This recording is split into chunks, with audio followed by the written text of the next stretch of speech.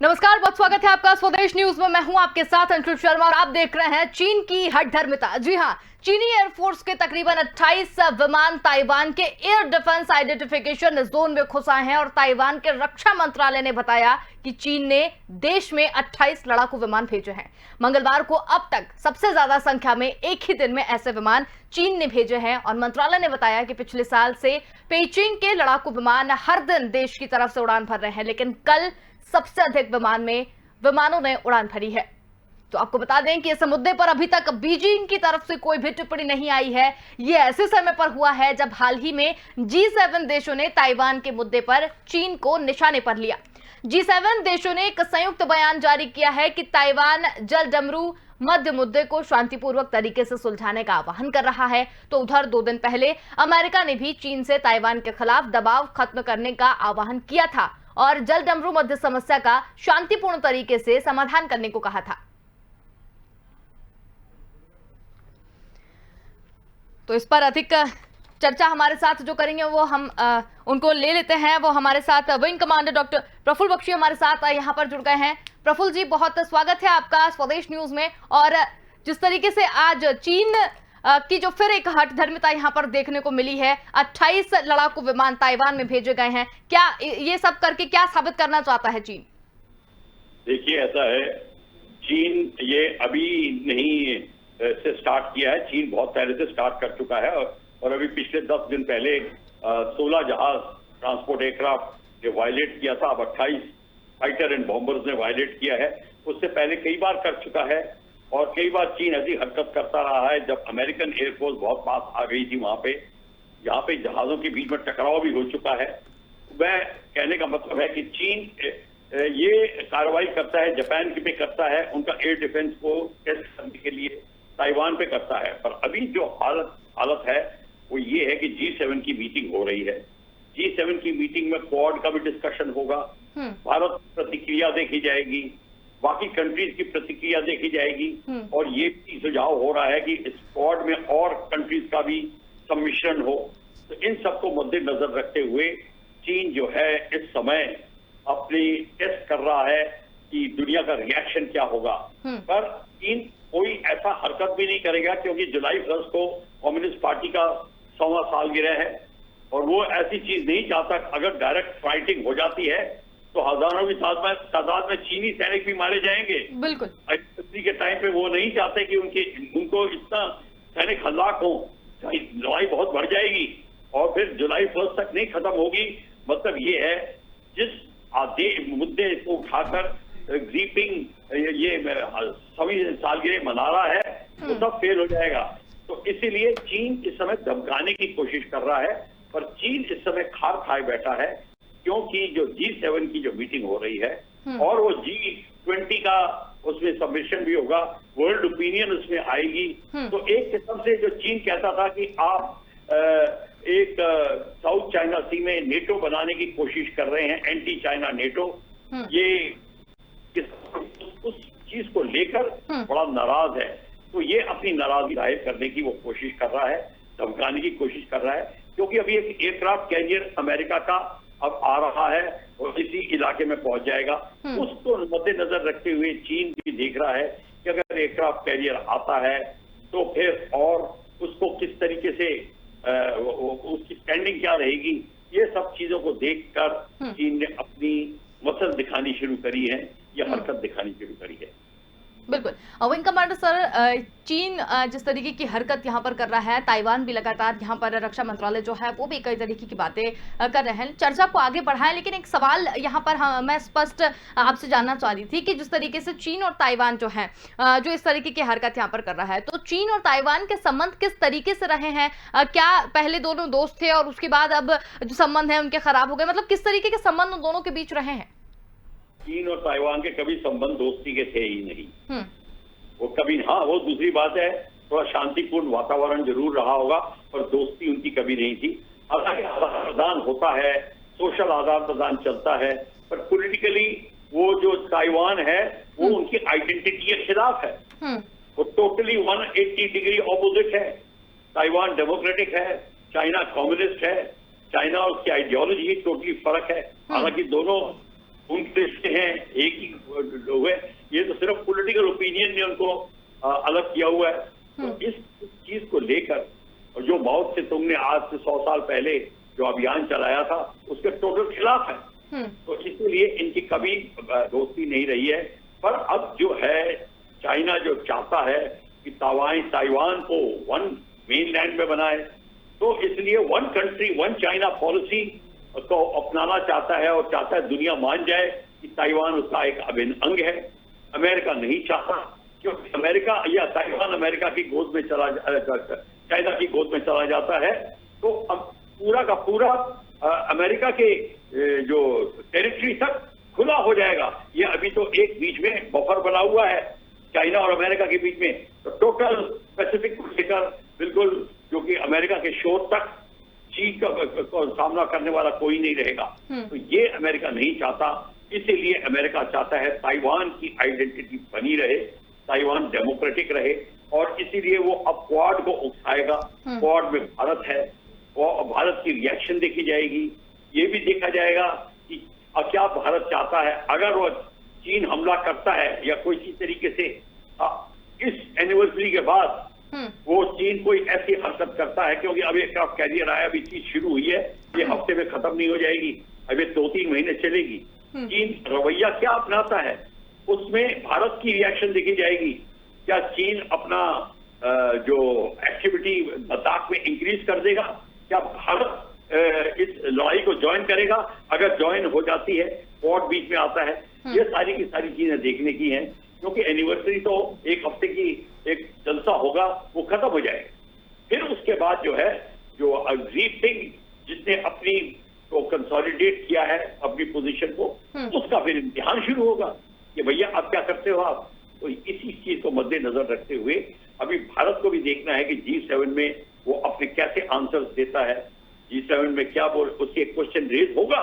ये आज की जो हरकत हुई है 28 जहाज की, ये वहां पर डिस्कस होगी और भारत का रिएक्शन पूछा जाएगा, सब कंट्रीज का रिएक्शन पूछा जाएगा। तो अब देखना है कि हम कौन सी पॉलिटिकल एंगल अपनाते हैं। तो विंग कमांडर सर, ये तो क्लियर हो गया कि चीन और ताइवान के संबंध किस तरीके से रहे हैं, लेकिन एक सवाल यहाँ पर ये उठता है, जो भी इस चर्चा को देख रहा होगा उसके मन में जरूर ये सवाल एक उठ रहा होगा कि G7 की जो मीटिंग यहाँ पर हुई, चीन का जो जितने भी यहाँ पर जो हरकतें यहाँ पर की गई हैं, तो चीन को लेकर एक अलग ही व्यू पूरी दुनिया में लोगों का हो गया है। तो जब लोगों ने उसको बाइकाट करना शुरू कर दिया, उसकी बदनामी यहाँ पर हो गई है, तो इस तरीके की हरकत चीन क्या बौरा गया है, क्या पागलपन में ये सारी हरकतें कर रहा है, या इसका प्री प्लान ही है ऐसा करने का? नहीं, ये सब कोई बौराया नहीं है, ये प्री प्लान है और चीन को पता क्या करना है। सबसे ज्यादा मैं आपको बता दूं, सबसे ज्यादा प्लानिंग चीन करता है। चीन 70 साल की आगे की सोच के प्लानिंग करता है। ये नहीं है कि वो कल क्या होगा ये पता नहीं है। ये मोहम्मद शाह रंगीला टाइप एक्टिविटी नहीं करता। तो इसीलिए चीन जो है बिल्कुल जानता है कि क्या होगा। चीन को जापान के रिएक्शन, सबके रिएक्शन पता है और चीन को पता है कि अमेरिका किस बात से हिचकिचा रहा है। चीन को पता है कि जो बाइडेन की वीकनेस किधर है, ये सब कुछ चीन देख रहा है और चीन इसीलिए अपनी पूरी तैयारी करके ये हरकत कर रहा है। और अभी देखिए आप अगले 3-4 दिन में क्या होता है, ये उनकी एनिवर्सरी के आने से पहले तक क्या होता है और एनिवर्सरी के बाद क्या हरकत होती है। मतलब आप आज जून चल रहा है, बाय जुलाई अगस्त के एंड तक आप देखेंगे कि क्या बिल्कुल ही इक्वेशन बदलनी शुरू हो जाएगी। तो विंग कमांडर सर, जिस तरीके से यहाँ पर बात की जा रही है, चीन ने जो 28 लड़ाकू विमान वहां पर भेजे हैं, तो आइडेंटिफिकेशन जोन में जो विमान घुसे हैं, इससे चीन पर किस तरीके का असर होगा? चीन को कोई असर नहीं होगा।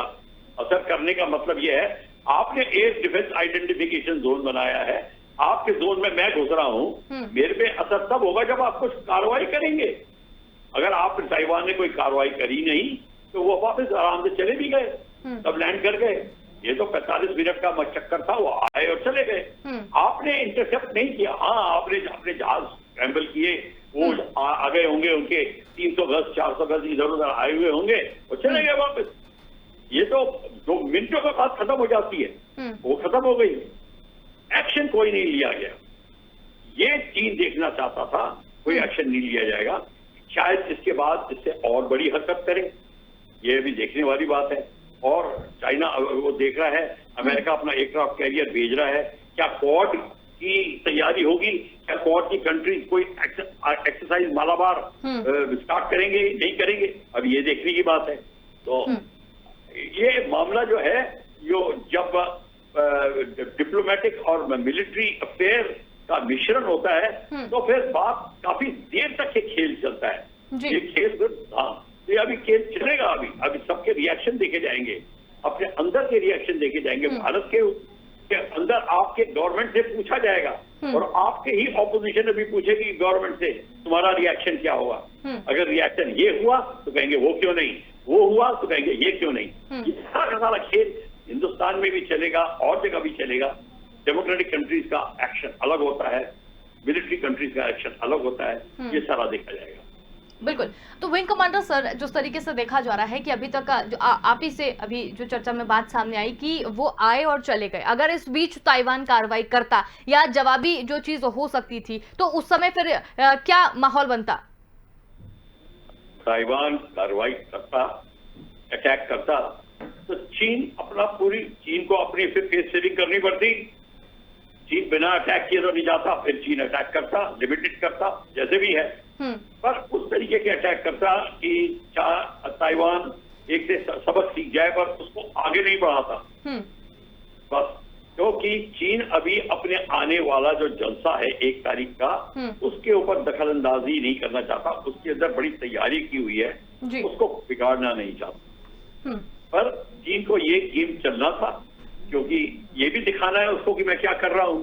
G7 की जो न्यूज छप रही होगी, उनके डॉन हुए और उनके जो ग्लोबल न्यूज है जो चाइना की, उसमें छप रहा होगा, तो वो सारा का सारा उसका रिएक्शन दिखाना है। लीपिंग को रिएक्शन दिखा दिया, उसको फायदा ये हुआ कि ताइवान ने कोई रिएक्ट नहीं किया, बात आई की बात गई की गई हो गई, कोई प्रॉब्लम नहीं आई। आप जो कह रही हैं, अगर एक्शन लिया होता तो बात थोड़ी दूसरी होती।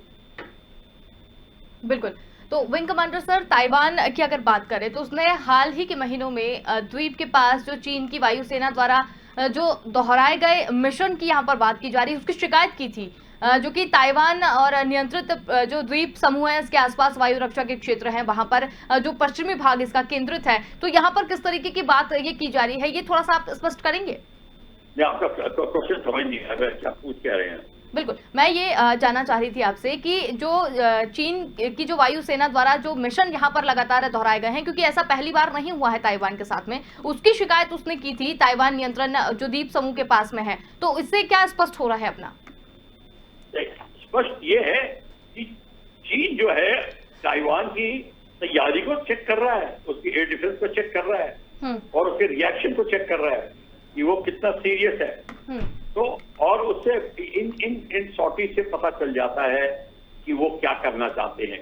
बेसिकली वो ये मैसेज चीन ने ताइवान के लिए नहीं किया, ये मैसेज दुनिया के लिए किया है कि तो तुम इतना सपोर्ट ताइवान को कर रहे हो, देखिए मैं उसके एयर डिफेंस आइडेंटिफिकेशन जोन में हूँ, 28 जहाज देकर बताओ तुम क्या कर सकते हो।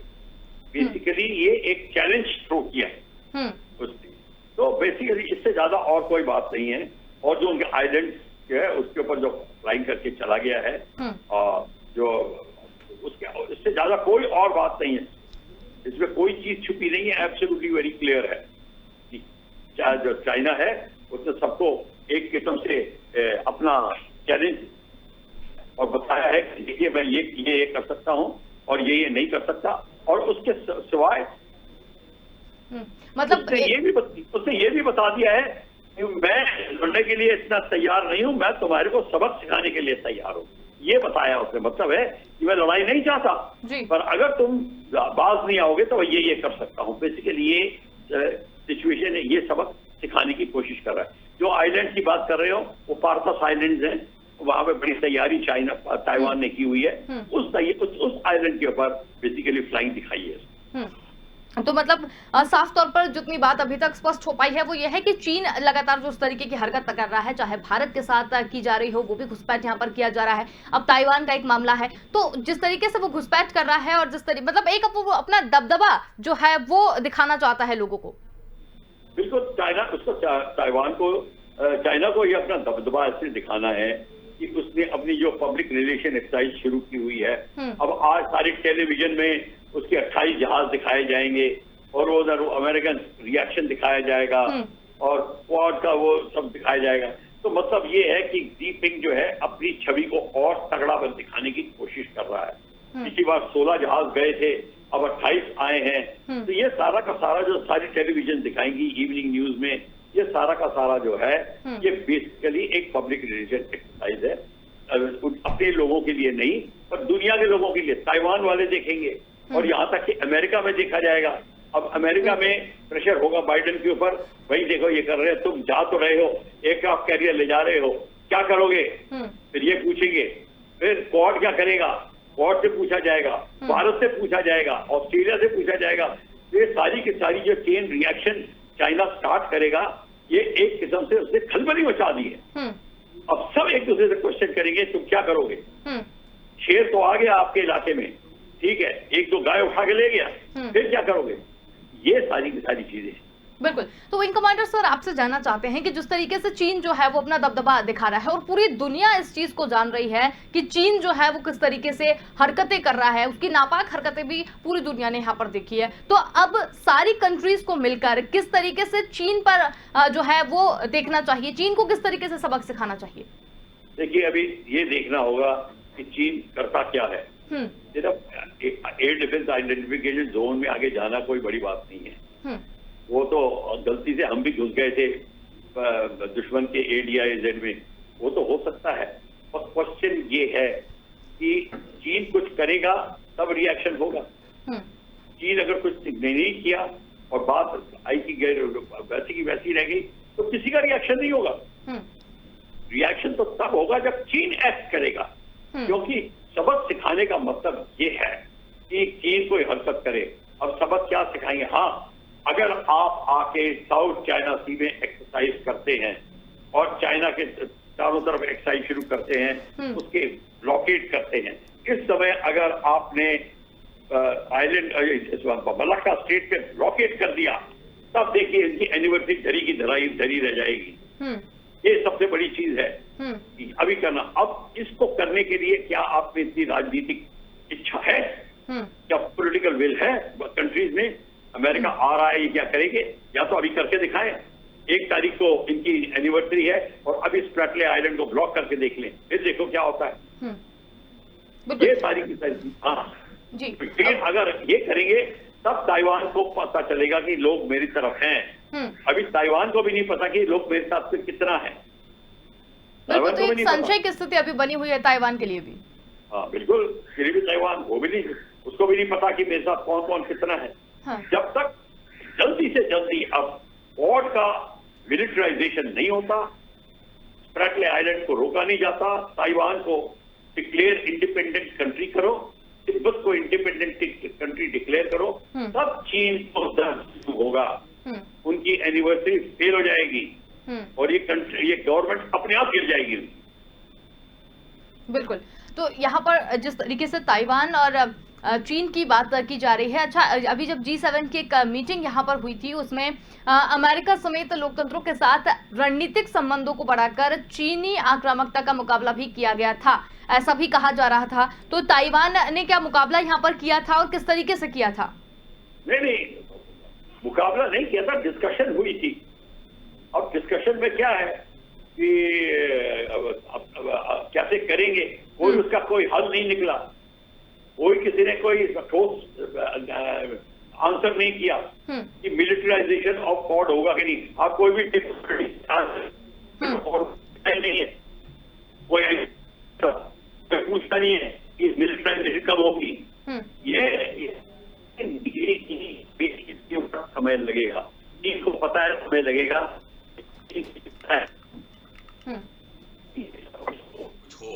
सबसे ज्यादा असर हमको पड़ रहा है चीन का, क्योंकि चीन लद्दाख में हमारी टेरिटरी पे है सबसे ज्यादा इस समय। और सबको पता है कि भारत को सबसे ज्यादा चिंता है। ऑस्ट्रेलिया, जापान सब बैठे तो हैं, देख भारत को रहे हैं। तो ये अभी देखना होगा कि क्या अब अमेरिका अगले 2 या 3 दिन में क्या रिएक्शन देता है। जब अगर हम अगले 2-3 दिन में जब डिस्कस करेंगे तब पता चलेगा क्या होता है। बिल्कुल। तो विंग कमांडर सर, जिस तरीके से देखा जाए कि जो रक्षा मंत्रालय है ताइवान के, उन्होंने ये भी बताया है कि पिछले साल जो पेंचिंग के लड़ाकू विमान थे वो हर दिन देश की तरफ उड़ान भर रहे हैं, लेकिन कल जो सबसे अधिक संख्या में विमानों ने उड़ान भरी है वो 28 विमानों ने यहाँ पर उड़ान भरी है। तो ताइवान को किस तरीके की मदद की जरूरत तो हो सकती है, किस तरीके के मतलब वो कह सकता है चीजों को? देखिए, मदद की आप जो जरूरत है, चाहे ताइवान के पास अगर उनकी एयरक्राफ्ट की इन्वेंट्री देखें तो मिराज भी है, F-16 भी है, हॉक भी है, अपना जहाज भी उन्होंने बनाया वो भी है, सारे उनके पास ये है। पर मदद मांगेगा तो मदद मिलेगी, अगर मांगेगा ही नहीं तो मदद की क्या जरूरत है। और इस समय किस तरीके से आप मदद उसका करोगे जब तक वो खुद डिमांड नहीं करेगा, और उसकी डिमांड उसकी थ्रेट पे पड़ेगी, वो बताना उसको पता चलेगा कि मेरी थ्रेट क्या है। सबको पता चीन बैठा है और चीन इस समय हमला कर सकता है, पर चीन अगर लैंड करने की कोशिश करेगा, ताइवानी लैंड के ऊपर सी से अटैक करेगा और लैंडिंग क्राफ्ट से अपने ट्रूप्स को उतारेगा शोर्स के ऊपर, बहुत खून खराबा होगा।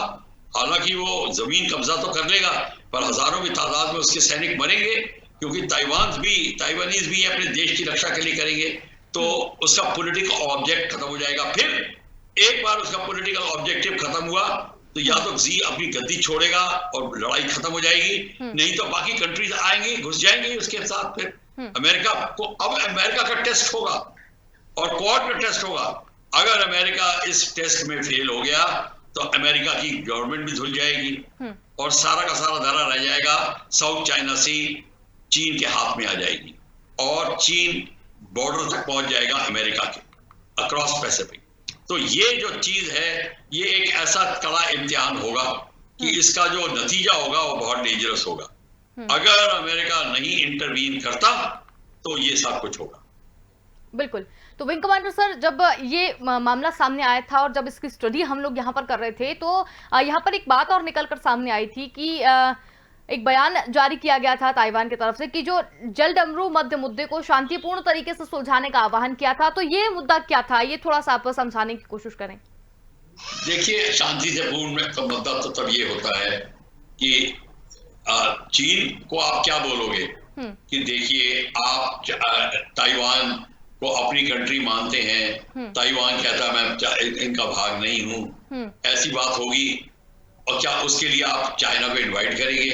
चाइना आपकी इन्विटेशन स्वीकार ही नहीं करेगा, कहेगा ये मेरे घर का मामला है, मैं क्यों बाहर वाले की दखलंदाजी करूं, मेरे घर से मेरा बच्चा भागा हुआ है, मैं उसको वापस लेके आऊंगा, तुम लोग कौन होते हो, ये ऐसी बात करेगा। सो आप बिल्कुल नहीं कुछ कर सकते इसमें। हाँ, अगर सारी कंट्रीज मिलके अगर लड़ाई शुरू हो जाती है तो लड़ाई में बीच बचाव करने की बात आती है तो शायद कुछ बन सकती है बात, पर चीन अड़ा रहेगा, कहेगा कि ये मेरी धरती है, मेरा हिस्सा है, चाहे पॉलिटिकली अलग हो गया हो, पर अलग। और सच्चाई तो इसमें है कि ताइवान और चीन तो एक है, वो तो सिर्फ पॉलिटिकल आइडियोलॉजी अलग है और तो कुछ नहीं। चीन को ऑक्यूपाई तो नहीं कर रहा ताइवान, बिल्कुल, ओरिजिनली तो एक ही है जी। तो ये बात भी आपको माननी पड़ेगी। सच्चाई तो यहाँ पे है, वो पॉलिटिकल आइडियोलॉजी में वो कहता मैं अलग कंट्री हूँ, अलग कंट्री वो पर कह रहा। अब ये कौन प्रूव करेगा कि तुम एक कंट्री, और कौन इतना जोखिम उठाएगा? बिल्कुल बिल्कुल बिल्कुल। तो विंग कमांडर सर, ये जो जितनी भी चर्चा अभी तक हमने की है, बहुत ही अच्छे तरीके से आपने समझाया है कि किस तरीके से यहाँ पर बात जो है वो सामने आई है। बहुत ही धन्यवाद, आप हमारे साथ जुड़े और इस पूरी चर्चा में हमारे साथ शामिल हुए। यहाँ पर हम बात कर रहे थे चीनी एयरफोर्स के करीब 28 विमान ताइवान के एयर डिफेंस आइडेंटिफिकेशन जोन में घुस आए हैं और ताइवान के रक्षा मंत्रालय ने बताया है कि चीन ने देश में 28 लड़ाकू विमान भेजे हैं। और इस पूरी चर्चा में हमारे साथ विंग कमांडर प्रफुल्ल बख्शी जी हमारे साथ में थे, जिन्होंने पूरे इस मुद्दे पर विस्तृत जानकारी हमें दी। फिलहाल के लिए इतना ही, देखते रहिए स्वदेश न्यूज। नमस्कार।